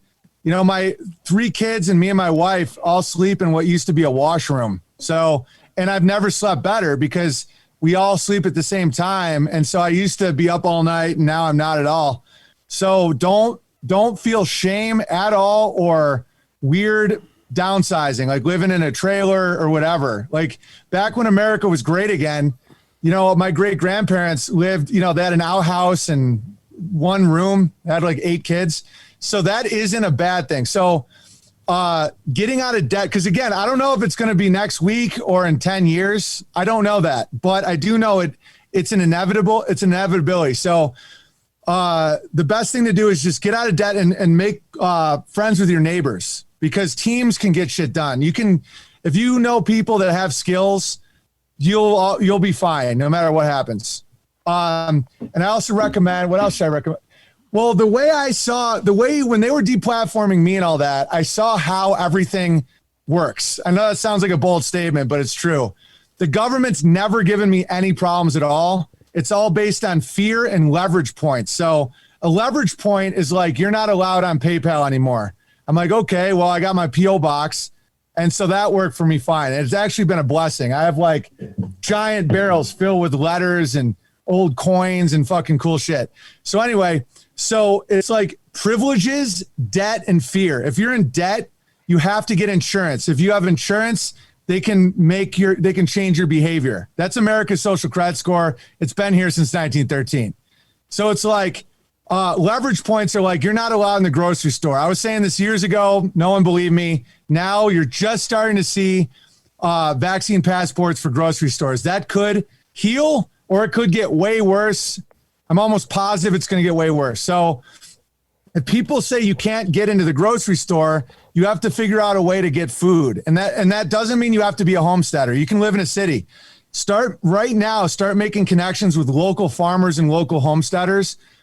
You'd be surprised how much food there is in this world. So it's like, even in LA, like there's tons of like little farms outside of LA that you can get anything you need from. And so if you develop a relationship, you get direct. It's actually not, it's cheaper than Whole Foods too. It's not even expensive. Like one chicken gives you an egg every day. I have 120 chickens. Like that's 10 dozen eggs every day. And they feed off food scraps and like cheap feed, and they just roam around my fields. It's like the abundance out there is nuts. The way that an economic collapse will really fuck you is if they make you feel like you have no options, and that's how you get into a camp. And then once you're in a camp, you're not just immediately going to be killed. It's just your economic value is your organs, which is a problem, or your labor. So that's the camps will never be forced. It'll always be voluntary. So try to keep yourself away from a position when being provided for in a camp sounds like a good idea. So that's my advice. You said all those eggs. You said all those eggs. Is that what you kind of barter? You mentioned bartering. You just kind of trade like milk for your guy that goes hunting for deer. Just you figure it out. Totally. Yeah, totally. All that shit. And then also like we just give them to people. Just, because people are just, people are cool, man. When you get out of the global spell shit, like people in a normal environment are like, yo, you want some eggs? Fucking grab some. It's like, oh, I'm making this. It's like, great. And we have 3 growing kids, and I'm like a biblical giant. So we consume a lot of food too. Like my wife's always cooking, we make our own butter. We make our own yogurt. We make our own cheese. We make from our own cow. It's epic how fun it is. And that wouldn't have happened if people hadn't been so offended by one little word. Well, Owen, it's been a pleasure. I'm glad we did that. I hope people enjoyed this episode. I hope it was what you were looking for, everybody, because I had a great time. And, it's a consistent conversation. We'll keep having these. I'm totally down with it. Owen, where can they find you? You can go to owenbenjamin.com. It has all my links. I live stream every day at my own site with our own servers and our own technology called unauthorized.tv, but I also mirror it on BitChute, VK, Telegram. We always have YouTube backups. Anywhere that, Odyssey, Rumble, all of it. And then unbearablesmedia.com, where all the funny bears that do cartoons and all this other shit and music and everything, I highlight all of them. Because it is a team sport, man. It's all about community. And you can also find me at Beartaria Times, the app. It's where people can meet each other and have bear meetups and everybody hang. And, like in Southern California, Tripoli, you should go to this. It's like we have bears there that have started their own farmers market. And so Rebecca Bear brings honey, Balance Bear brings microgreens. People are selling all kinds of shit. And it's decentralized, and I don't even have to tour anymore. Like they just all do it, and I don't even have to go. And so you don't tour anymore? Do you want to tour? Do you want to tour? Not now, but at some point. I mean, I'm definitely going to tape another special at the Woods at this property that we've been building. We're gonna make an amphitheater like right next to like I've been wanting just to do in the that heart too. where there's no cell reception in the heart of Idaho. I want to build my own comedy club on a property. Small room, people can come, anybody can come through, do some stand up. It's kind of like Doug Stanhope did. Yeah, and it's the future, dude. Just your audience right now. Your audience right now be like, anybody got a barn? Anybody got a warehouse? that's decentralization, dude. I was kicked out of all comedy clubs and all theaters 4 years ago. All. So I would give a theater $4,000 to rent it. I'd sell it out on my own site. I get kicked off PayPal. The theater won't let me go. All comedy clubs, nobody let me perform because I said the Voldemort word. And so meanwhile, they have, much love to Bert Kreischer, but just this shirtless, fat pervert dumping beers on his head. But I can't say a joke about fucking Caitlyn Jenner. It's like, okay, so I'm like, okay, so then all these guys that like my comedy are like, dude, you can perform in Portland. I'm like, no, they won't let me. Every fucking theater shut me down, even if I paid for it. And they pretended it's because I didn't have an audience, even though I could sell 1,000 tickets in a fucking airport hangar, which I did. And so then I developed something called the Great Bear Trail, where everywhere in the country, people that like my comedy would reach out and be like, yo, I got property. And so I could do a show in all these random places, no overhead. And it was epic. And so it was like speakeasy comedy. It felt really fun again. And that's why I don't have any anxiety about all this collapse shit, is because I'm like, I collapsed 4 years ago. Like 4 years ago, I had, nigger 19, And so like they took everything for me to do my job, and it still didn't work. And so that's the thing. And dude, black dudes that come to my show wearing bike thief shirts and shit, it's fucking hilarious because they hate it too. A lot of these guys are like, stop treating me like you can't make fun of me. I'm not a fucking 5-year-old. Like, I'm a man. Nothing worse than one table of black people and a room full of white people all getting angry when the black couple's laughing. And there's everybody, dude, you go in the black rooms, they like it. It's infantilizing, though. I mean, they must hate it, right? I mean, they're being treated like children. I can't imagine having any positive effect on them. Remember that tranny that was happy that you were kind of roasting them? Yeah. Yeah, which I never would. I was like, oh, she's going to get offended. No, she came up. She's like, that was hilarious. And I was kind of scared for some. I'm like, dude, he's going to get it. He's going to get it. What, in my ass? Nah. Oh, totally. And the less hate, the more they enjoy it. And we don't have hate. Like, that's the thing, is the jokes aren't, if I ever seemed angry and freaked out on live streams, it was because I literally was kind of scared, because like I was getting attacked like hard. And when they take away your whole ability to make a living and you have a baby, that's fucking freaky. But any of the comedy I was doing was never to humiliate. It was to like alleviate the stress. And I was known in the comedy world for being very likable. My agent had me open for Julio Iglesias one day, or, do a black room or a white room. It didn't matter, because I wasn't that like hard hitter guy. I was more like, everybody's having a good time, You know that, Sam. I was always like, men and women are different. Here's some piano. And so when it started coming at me, like they were trying to gaslight me, like I'm this like fucking hateful guy, I'm like, what is going on? And the irony of the Talmudic logic is, do you know that this is actually the Talmudic logic of the mask? In the Talmud, only the wicked wear a mask. And so they try and not they like Jews. This is just one little group. And I think it's a different Talmud anyway. But so basically they say, wear a mask. And if you do it, it proves that you were evil and that you should wear a mask.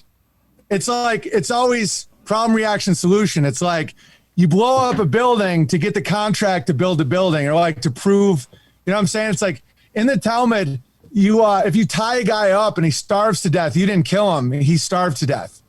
And it's like loophole living, and it sounds foreign, but not if you've ever done taxes. I mean, I've written off some questionable shit. Well, dude, it's and I've said this before, dude. It's just like, why did certain fucking stories get into the Bible? Why is supposedly the Quran that people read now not the original Quran? Why did they write the Talmud when they had the Torah? Because something came in there and did a fucking swap out. And that's what I'm talking about. That is what I'm talking about. The masters of mankind. There's levels to this shit that you guys aren't looking at because it's really easy to blame another fucking group than to go, it's like all the time. It's like you see happen all the fucking time. It's like Asian hate, right? When these Asian hate videos were coming out and they were all black people punching people, right? And they were still blaming it on white people because it's easier to do that. When I lost all respect for anybody in that movement when they wouldn't call out the fact that black people are clocking Asian grandmas. You're like, why aren't you doing it? All of that. That's the best thing about being kicked off everything. I didn't even know about Asian hate. Oh, you missed it. It was just this thing that ran for about 2 months. And everyone's like, okay, two dude. weeks. Yeah, that's what happens when things aren't real. Yeah. You if you don't And have social media, you don't hear about these it. opportunists going, oh my God, I'm Asian, stand with me. It's like, I've known you for decades. You've been famous forever. Stop acting like you're oppressed. It's ridiculous. And dude, when I was on Sullivan and Son, it was a Korean sitcom with Steve Byrne. No one is more racist than fucking Koreans. It's like Chinese, maybe. What's that? I mean, maybe the Chinese. The Chinese, dude. All of them are like, and I'm fine with that. I think it's funny that they call Steve Byrne like round eye and shit because he's half white. I think it's fucking great. I laugh my ass off. And dude, like, if people want to better understand Zionism, the Vatican was the original Zionism. All that shit is making a spiritual movement political. So Christianity's crushing, and then the Vatican is like, we're now a state with like an army. And that's basically what Israel did with Judah. It's actually parallels very much the same thing. You ever get Khazarians, dude? I'm totally think when you take a look at these vaccination numbers in Israel, where the Israeli government got the Israelis all to fucking do this fucking toxic ass shot, and then you take a look at why Israel never fucking recognizes the Armenian genocide, because Khazarians, when you go far enough back, are Turks, bro. And if you take a look at all that, I mean, like, it's very interesting. If you take a look at the Vatican, I'm getting into Tataria, dude. How do we know that the Vatican isn't just straight up Tataria? It definitely is. They didn't build that shit. That thing is old. That thing is way old. Yeah, I mean, it's fucking shady, dude.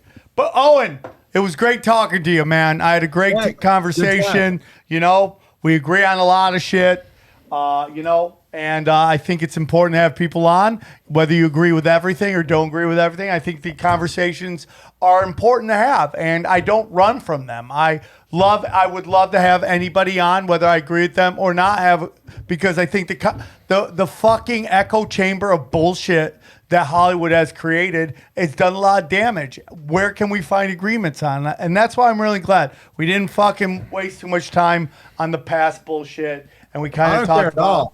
I hold no grudge, man. And honestly, outside of LA, for Rogan and Burr, outside that, you're fucking great. You know what I'm saying? Only kid. Yeah, and every time an Armenian keeps calling himself white, it gives me a big chuckle. Hey, dude, Paul Mooney let me know real quick that wasn't white. He's like, "Oh, homie, you ain't white. You's Armenian." Yeah, man, you gotta get out of LA. If you ever want to visit Idaho, I mean, we'll have you, dude. You'll love it up here. It's like LA is like so mental. I still have friends down there, and the stories they're telling me, it's like the rest of the country isn't that fucked up. It's I totally agree with you, dude.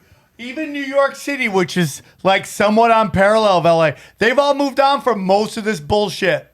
And I was talking to people, in my sobriety groups, they're like, I'm afraid to go out. I'm like, get out of LA and you'll see everybo's living their lives. That's what they're doing. Owen Benjamin, thanks for coming on. I appreciate it. Yeah, guys. Thank you, Xavier. Thank you, and he already left. And we were going to hang out. That was a fun conversation, huh? Yeah, that was great. That was good. That went well. Guys, the big 500 is upon us. We only have 2 weeks. Grab your tickets now. Hope to see you there. And I hope to see you guys. Yeah, I guess that's my next big show is the big 500. Miami is now live. Boise and Salt Lake are up there. Come get weird with me. I love you all very much. Love you too. Thank you guys for joining us. We go deep, homeboy. Aaron, open your mind. Drink from the fountain of knowledge. There's lizard people everywhere. That's some interdimensional shit.